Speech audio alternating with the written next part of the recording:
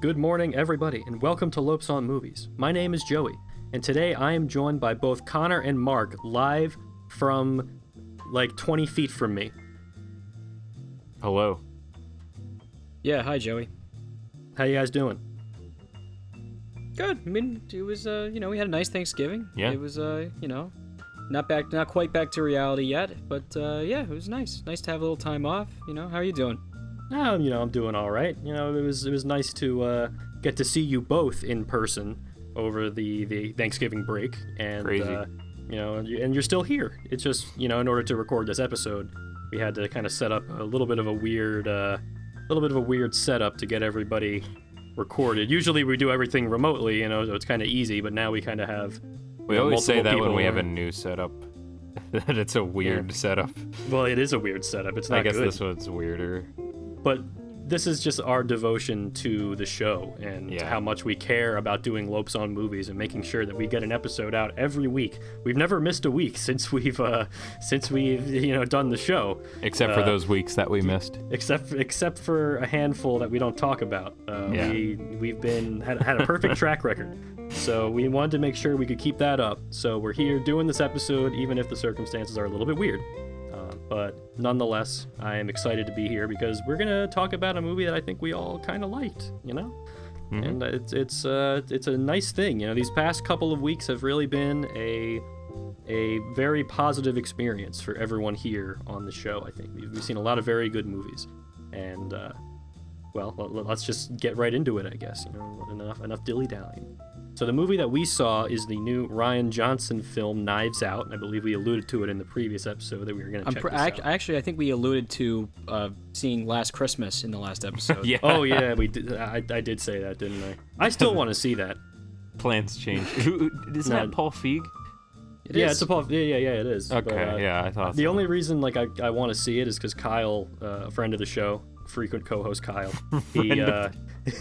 he told me that what the twist is, and I don't believe him because it's too stupid.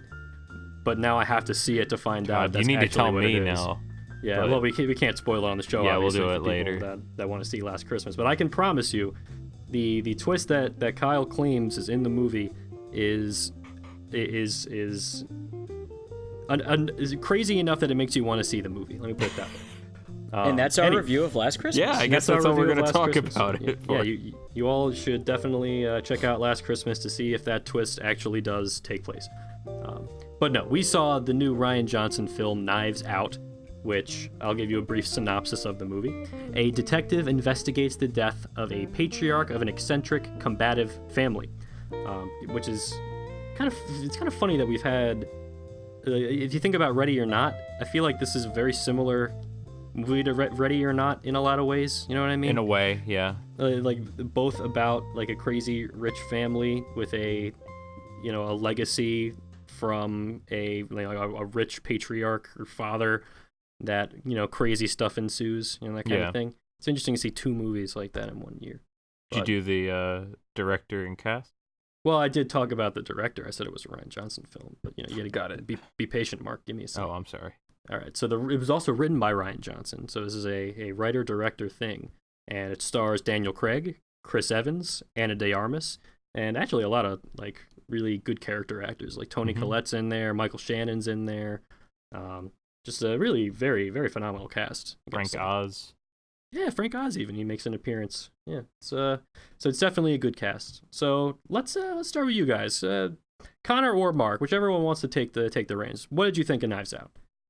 Joey, Knives Out was really great. I think it's we had many weeks in a row of just solid films, and this one is really good. And I think it's also really interesting that this came from Rian Johnson, who is best known for two movies that came out. One called Brick, and the next one that came out was Looper. And then he was given control of the Star Wars franchise for The Last Jedi, and I think we might go into that a little bit in a bit. But this one was really good. I think it was great. It's a classic whodunit. These kind of movies don't come out that often. It's one where you got to figure out who the murderer is, or if there is a murder or whatnot. And this one has a little bit of a little twist to it too, because as Rian Johnson would do. It's I thought it was really great. Mark, what do you think? Yeah, I think it's very much in the like wheelhouse of like Agatha Christie, the sort of classic. I don't want to say convoluted, but her shtick is almost to write really convoluted mysteries that are exciting to watch unfold. Mm-hmm. In a way, there's a lot of Rian Johnson's fingerprints all over the thing, where it's got a lot of like not quite subversiveness to it, but a lot of stuff that kind of leans in that direction, I guess, where he's doing his own thing. He's making it weird in a way that's still very entertaining. If you remember, the Last Jedi was so I don't want to get into Star Wars just yet because you know what happens when I get into Star Wars. Yeah, we want to hold on that. The one of the things from The Last Jedi was that it was subverting a lot of people's expectations. So Rian Johnson has kind of gotten a little bit of a reputation for subverting what you expect to see out of, but for no real. I think. Well, okay, we'll cover that when we get to Star Wars. But there's he definitely made use of that reputation, in my opinion, in this movie. I think it's fine to go in completely dry without any knowledge of the director too, though, where it's just enjoyable as a mystery movie. Very, I don't know, classically compelling. You got your weird, quirky detective at the center of it. Kind of, he's not like the main character, but Daniel Craig does a very good job as, what's his name? Benoit? Blanc. Yeah, he's great. He's quirky and weird in the right kind of way. Yeah, I love seeing Daniel Craig in like different kind of roles. I feel like his career, at least in Hollywood, kind of started late. Like he got into those James Bond movies, and I think he kind of felt like more typecasted into those things. So I like when he gets to do different types of roles. Like this one, I think was really great. Another one that was really good was Logan Lucky that he was in, where he gets to do something very different. And I think he's just because I think he's a tremendous actor also, and he was great in this. But everyone's great in this. Like as you were saying, this is like a huge cast. It's an ensemble cast, and everybody's like really terrific in it too. And there's a really great disconnect between the family, which includes the victim, the mystery novel author, and the main character, who is the nurse to the victim, and then the detective and his little cohort of a couple of police guys that follow him around and don't really do too much, as that it tends to be the case. And they all have their own little flavor, and it's a really interesting sort of tension between, like, I don't want to say too much, but it's almost like there's drama between if you actually even want the crime to be solved as it stands, because you tend towards not liking the victim's family very much. And I think my favorite guys are always like the detectives and his little like police guy. Yeah, his schlubby FBI agent buddies. Yeah, especially the detective fanboy who's always talking about something or other, like mystery novel that he's read, which is actually, I think, the victim's mystery novels. It's it's goofy and it's fun. Yeah, I think that's the real key to Knives Out. Like, we have to be kind of vague on plot details and getting too into what happens, because, like Mark said, like he was being kind of cagey about some elements of it, partially because the entire like structure of the movie is partially I don't want to say a spoiler, but it's not necessarily what you're expecting, and I think that's what is intended. The intended response is supposed to be not entirely being certain what you're watching, like what kind of movie you're watching even. I could say an example from an Agatha Christie thing that isn't related at all to this, but in a sort of similar way. There are Agatha Christie novels where there's a unreliable narrator And in one of them, it actually ends up being that the unreliable narrator is the murderer themselves, but they kind of hid it by eliding a few of the parts where they were doing bad things. And it's a sort of similar thing. You wouldn't want to go into that knowing that the narrator is unreliable. You want to figure it out yourself. It's got stuff like that in it. Not to say that this is the exact same plot. It's not the same twist, but it's another. I think it's anybody who's a fan of that kind of thing would like this. Yeah, it definitely it goes in a couple of different directions. You're never quite sure what it's going to be until it finally settles on what it is at the end. And I think that can be a lot of fun. It's always 2 steps ahead of you, but in a good way. And the real important thing is that I just think the moment to moment writing and filmmaking is pretty compelling. I mean, very tightly written. Yeah, it's very much tightly written. It's very classic kind of Hollywood screenplay that, you know, has its setups and its payoffs. You know, everything really feels very much designed in a particular way to feel well written, well constructed. So you got to appreciate that, because that kind of thing is rare. Yeah, there aren't any plot threads that are really left hanging. I think there's no loose ends. Everything's tied up real nicely. And I don't know, like, what do you think? Yep, set up, and everything's set up and paid off very effectively. It's nice to see that, and especially from Rian Johnson, who's you know, which we'll get into, like his Last Jedi script, obviously, because this guy is one of those. He's a writer-director. I think I'm pretty sure it was the same with Brick and Looper. Did he write Looper? Oh yeah, he did, right? So I'm pretty sure he's the writer-director on at least all of the things that I've seen from him. So I think that's kind of a, you know, cool thing that he's able to do it. Do not forget that Rian Johnson really made a lot of his name through directing great episodes of Breaking Bad, if you remember that. Yeah. Right before we talked about the movie El Camino, the Breaking Bad movie, right? So right before I watched that, I actually watched I watched the episode The Fly, which was directed by Rian Johnson. It was? Oh, yeah. It was. Okay. And like that might be part of the reason why I was not that into El Camino, because I didn't think it lived up to being as good as that episode. It's a very divisive episode. Yeah, it is divisive, but I think that's a really great one. And that's like one of the first things I saw from Rian Johnson. It's like I love bottle episodes though. People were like, "Oh, that's because they ran out of budget or they needed to scrounge up like a filler episode." But I think that's a really revealing episode about like the character. Oh, absolutely, yeah. I mean that whole bottle episode, like the complaints about that is people that think they know what they're talking about, like coming up with an excuse to discount something. But it's like that kind of stuff happens in literally every creative field in which there are restrictions due to any number of factors. In the case of film production, like money. Yeah. So like any kind of restriction can result in creators coming up with really interesting ways now they get to do something totally offbeat. Yeah, and, so like the Fly episode is a great example of that, of taking a situation and coming up with a really, really interesting idea for something to do with it. But I think there's just like, and that's a problem with just TV in general, it's that people are kind of conditioned just to want to know what happens next, you know? Like they're not as interested in the characters or what's happening, they just want to know what's going to happen next, you know? Like it's a roller coaster ride. But yeah, when it doesn't seem like it's going anywhere, you can't just sit and enjoy what's there. Yeah, that's the number one thing that annoys me about that kind of mindset. It's just enjoy what's right in front of you, because that's what you're consuming now, right? Worry about what's happening later. When it's happening. When it's happening, yeah. Yeah, but Rian Johnson, I think this shows that he might have something going on after all. Yeah. The new movie here, huh? Well, yeah. I think there's a reason that you were doubting that in the first place.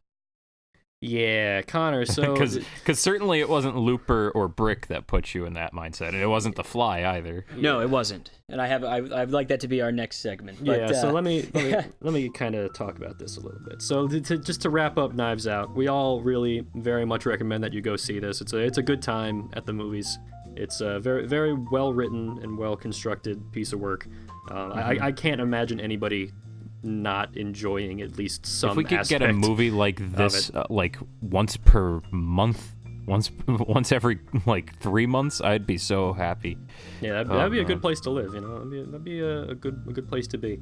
But the crux of this is, and one of the things that Connor really wanted to talk about is, so we've been mentioning the writer-director Rian Johnson a lot. I believe we brought him up in the previous episode. I think I described him as like a guy who was making like some pretty good movies and then made The Last Jedi and got kind of annoying on Twitter afterwards, which is very much still the case. He's kind of like toned down the tweets in since. But the crux of the issue is that any person listening to this will be aware of the fact that The Last Jedi was a very divisive movie. And I didn't see The Last Jedi because I don't see Star Wars movies anymore. Did any of us? I believe Connor saw The Last Jedi, so he knows like everything that goes on in that movie. Okay. So I have no like opinion on The Last Jedi itself, but I do know that the discourse surrounding it was an absolute nightmare of it was hilarious insanity. And at the end of the day, the major takeaway was that this Last Jedi movie, like, some people really loved it, but a lot of like Star Wars fans and just general public were not too big on it. Not in on it. Yeah. No. And I think there's a very good reason for why that is, and this whole Star Wars thing in general. So I think above anything else, and Joey, if we're okay with going right into this, I will. Oh yeah, by all means. I think Knives Out proved more than anything that Rian Johnson is a very competent filmmaker and is not a hack, which I was very worried about by The Last Jedi. So The Last Jedi was written and directed entirely by Rian Johnson, just like all these other films that he did. So, which is not really the Disney model, right? Nope. So the Disney model is they scoop other directors who have not made a ton of things but have been popular, and Rian Johnson was one of those. But they usually give them like something that's already kind of a property that already has like a story, and then they kind of make it. And then even some situations they don't direct all the scenes even. Yeah, they give him pre-made action scenes. Yeah, in this situation for Star Wars, they just gave him the whole thing and said, do something. And if people recall what happened in The Force Awakens, it was almost a complete retelling of the original Star Wars, and with even less so, actually. More like a very thin version of, like, I guess a soft reboot is something you could even call it, but this almost the exact same story as the first one. So there really was nothing that he could do other than make an entirely new thing himself, and he certainly did, and it was really bad. Like, which is, I think it was just terrible. Like, above anything else, I think it just proves that Star Wars is an entirely toxic property, and there's nothing you can do with it. It's creatively bankrupt, which is why you have that original trilogy, that original spark from George Lucas that I think works. The last one, the final one, Return of the Jedi, is not as good as the other two. But even when George Lucas went back to it, the prequels were not good. They were better than what the new trilogy is, or what Rian Johnson in The Force Awakens. But there's just really not much you can do with Star Wars, is the thing. So you're left with this. Like what? What do you do with it? So they just gave him full control, and the guy has proven with this that, like his first two films, he can make a really good story and direct it too. But Star Wars is just, you can't touch it, which is why it's like there's a big trouble with Disney and everything right now. There's no pieces to play with in Star Wars from the looks of things. Like they even set it up the wrong way. Like what we were saying here. You have the Rebels and you have the Empire, and it's basically static. It's like a Saturday morning cartoon where you can't actually progress that at all, and it's like only proven more and more as we keep going forward, where for some reason we have a status quo that is just immovable, where we're just going to like keep watching the Rebels win but somehow not come out ahead at all. And what do you do with that? How do you tell? There's nothing you can do. Yeah. Like I didn't see the trailer for the new Star Wars, which is called The Rise of Skywalker, of course, because what else are you going to call it? Like, and what else is it going to be? And the trailer is just it's just a nothing burger. It's just, there's nothing going on. It's so empty. And people go back after the fact. Even with this going, for some reason, this is supposedly the Skywalker or trilogy, I guess, but I feel like that's a post facto explanation for what the plot was of this new trilogy. There wasn't really an intent. Like what Connor is saying, you can't. I don't understand how we ended up in a situation where it's massive trilogy, like maybe one of the most important monetary investments in film history, and there's no plan for it, just none. They gave it to some guy. They gave it in the films that he made. Some guy that made a noir movie and a sci-fi movie. Right, exactly. Right. It's not like the stuff that Rian Johnson did previously were very like in line with this. You know, the safe route was the J.J. Abrams thing, and you know he made a movie that made them a lot of money. Give them all 3. Yeah, they already gave him 2 now. You guys got to understand something. Like you're talking about Star Wars being a toxic property, and I agree that it's a toxic property. But the reason that I think that is the case is not necessarily because it's impossible to do something with Star Wars, all things being equal. It's that the situation that Star Wars has just in the culture makes the pressure that is put on anybody trying to do anything with it an insurmountable obstacle. Because you're doomed no matter what. Exactly. Right? So it's you do something that's just formulaic. It's The Force Awakens. It's a soft reboot. You did the same thing that you already did. You do what George Lucas did, and you make something totally different. Then it gets hate on that, and then the internet will. You do it poorly too. Yeah, you do it poorly. You make an entirely new story, like Rian Johnson did. That's also like kinds of.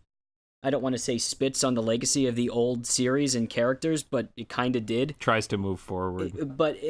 You end up angering the fandom, and that's why you see people trying to distance themselves from this as much as possible. And Disney does it too. Like, wasn't the original director for the final Star Wars not supposed to be J.J. Abrams? Yeah, wasn't it? It was Colin Trevorrow, the guy that did another guy that made Jurassic World, I think. Yeah, another guy that they just get to like assign to this project, and then they replace him. And then I think we talked about before the Game of Thrones guys. Yeah, they quit. They quit or they were removed or whatever. Like it isn't like the original trilogy had an actual overarching plan for itself, but it feels like they thought through what they were doing more to me. I don't know. Is that actually the case? So I know a lot about Star Wars history for all you people out there. I may talk down on Star Wars, but it's not because I don't like Star Wars. It's because I like Star Wars too much and need to step away from it for my health. But the situation with the original trilogy was basically George Lucas wrote a really weird script. His friends helped him refine it. He made it based on basically an homage to old adventure serials he used to watch on TV. And they make the movie. There's no expectation that it's going to be financially successful. But he has in the back of his head, I bet I could do some more stuff with this if we could make sequels. That'd be cool. It could be pretty good. He actually commissioned somebody to write a book to be a sequel to the movie. I think it was by Alan Foster. I don't remember what the name of the book is, but this came out I think shortly after the movie came out, where it was like a sequel to Star Wars. But then Star Wars happened to be an unbelievably massive success, and it was like, oh, well, I got to do more with this. But then George started getting crazy ambitious after this movie successful. He's like, oh my god, I could do so much stuff with this. I could go ham. This could be my whole world. We're gonna make it like James Bond. We're gonna get different directors in to do every episode. It's gonna be like a whole crazy thing. No, wouldn't it be awesome if we made the first movie the fourth movie and then did an old trilogy starring Obi-Wan? Wouldn't that be awesome? So then they re-released Star Wars a couple of years later. Maybe it might have even been like a year or two later, before Empire came out, with that A New Hope subtitle, which was not there originally. If you're listening to this and think it was, no, the movie was originally just called Star Wars. They added the whole Episode 4 A New Hope thing way later. So George Lucas got this crazy idea of what he could do with it, right? And then things didn't quite work out that way, right? So he makes Empire Strikes Back, but he's dissatisfied with the process of making Empire Strikes Back. So when it came time to do Return of the Jedi, he hires a guy, Richard Marquand, but basically he's just a rent-a director and just, do what I say, more or less. Yeah. And the whole dream of doing this whole expanded universe thing, it just kind of fell by the wayside. But the point being, when he made Star Wars, he didn't really know what to do next. he just kind of had a vague idea of like, maybe we could do this, maybe we could do this. But then once it was successful, he started, dreaming up some stuff, which is when he came up with the idea to make Darth Vader Luke's father. That was also not anything that was originally planned, and don't believe him if he says it was, because it wasn't. The original script for Empire Strikes Back has both Anakin Skywalker and Obi-Wan Kenobi appearing to Luke as Force ghosts at Dagobah. They were different characters, completely different. When Obi-Wan says that he betrayed and murdered your father, he's telling the truth. That's actually what happened. If you watch the original Star Wars in the context of its original release, which is what I tend to do, because I think it's more historically accurate to a degree, rather than going by the basically Empire Strikes Back retconning the the original movie.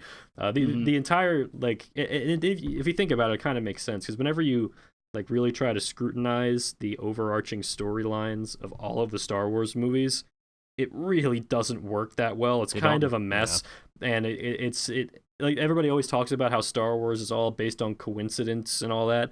That only happened because he made Darth Vader Luke's father. Because in the original Star Wars, like, that is a super tight script. Like, if you ever actually like try to sit down and think about everything that happens in that movie, it all makes perfect sense. Like, every single element of it is 100% thought out and logical. But once they started making more movies to it, things started to get a little bit creaky. It started to get a little bit like off, and people had to start forgiving like crazy coincidences and say, "Oh, it was the will of the Force," and all that junk. So it's kind of a weird thing. But the overall point being that Star Wars as a whole was never meant to be held up to any kind of narrative scrutiny over a long period of time. And yet now we're at movie 9, and they don't want to stop. They keep making more. I think 2 points there that are important. One, the original trilogy still had, despite no real plan, a singular vision powering it, where he has at least an idea of what the world should generally end up being, and the sort of themes and arcs that are important in it, despite mistakes, which, as you mentioned, are because Star Wars is not a foundation for building an entire universe off of. Despite being about a galaxy, it's not fleshed out. And as we keep going, it's just going to become more and more apparent that there's just no meat on the skeleton. There's nothing to pull off and really examine. We're already at movies that are examining the backstory of some random backwater bounty hunter and the way his name showed up as going through the space equivalent of Ellis Island. I mean, he's alone, so he's solo. Their best idea in like 20 years is Baby Yoda. Yeah, I mean, like, which is also a rehash. Like it's unbelievable. But I think the I don't. Okay, let me stop, guys. We're actually almost running out of time. See, I'm telling you right now, this is why I don't like talking about Star Wars, because once it starts, it doesn't stop. It's fascinating to dig into it endlessly, though. Star Wars is definitely the most interesting pop culture phenomenon to me, and that's why I like talking about it. But here's the larger thing. If you like Star Wars stuff, whatever, that's cool. I'm glad you do, because you're living in a world where you're going to get nothing but Star Wars for the rest of your life. So congratulations, you won. But